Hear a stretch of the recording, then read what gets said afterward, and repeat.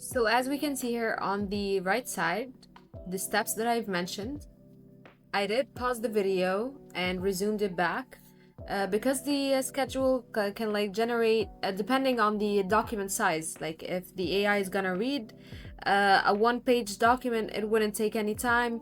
But since that document that I provided was about 80 pages long, so this is why it would take much longer.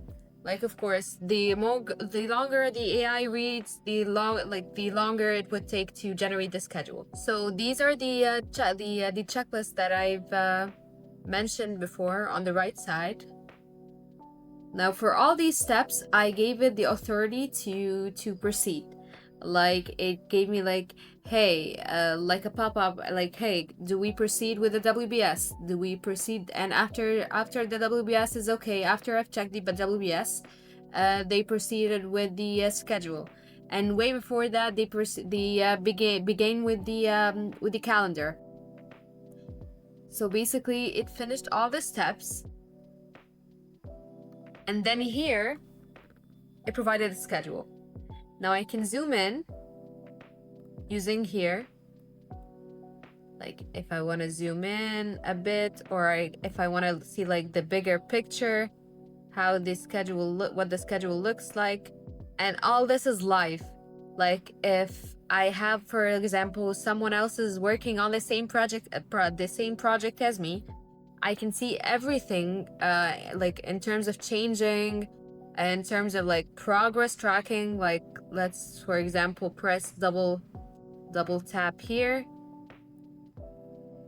If a colleague of mine has marked this as started, I can see it. I will be able to see it. If the if a colleague of mine like changed the completeness, like for the progress, or added a resource, or added like attributes, for example, like here, let's say, what is this task called? Perform heating load calculations. Like let's say these are calculations, and these are gonna be very important in terms of like, as this is like a steam boiler replacement, so it's the calculations are pretty high, so we're gonna say high. And then I'm gonna add, and my colleagues will be able to look back at the attributes, and if they're like searching for tasks that are related to the calculations only, they'll be able to find it through the attributes here.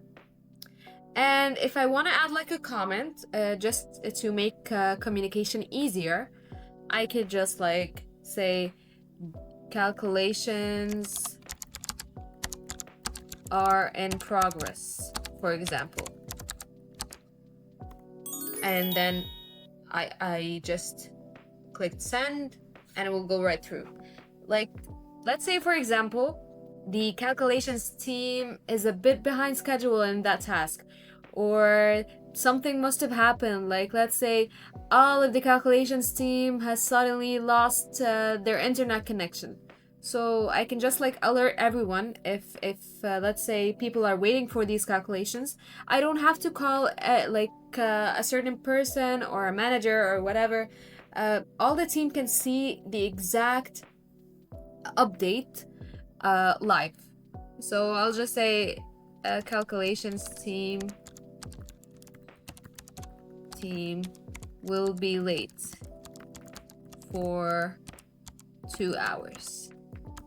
Will update soon. And then press enter. Now you can't control how many people will be seeing the text that I'm sending, or you can also like choose who's like who'll be able to edit the schedule itself through the completeness, the progress, or even like adding tasks or changing the WBS itself. It's completely up to the person in charge. Like if I generated that schedule, I'll be able to assign who's allowed to do what. So here's the schedule. As I said, if I want to zoom in, let me just zoom in. And if I want to go to a specific task, I can just press here and it took me to that task right away. And if I want to add like a task here, if I want to add manually add a task, I can just like enter it here. I could add the predecessors, the start date, its duration, the type or the task name, etc. And I can even like have it like edit it. Is it a finish to start, or is it like start to finish and stuff like that. And let's say I'm just gonna double tap here.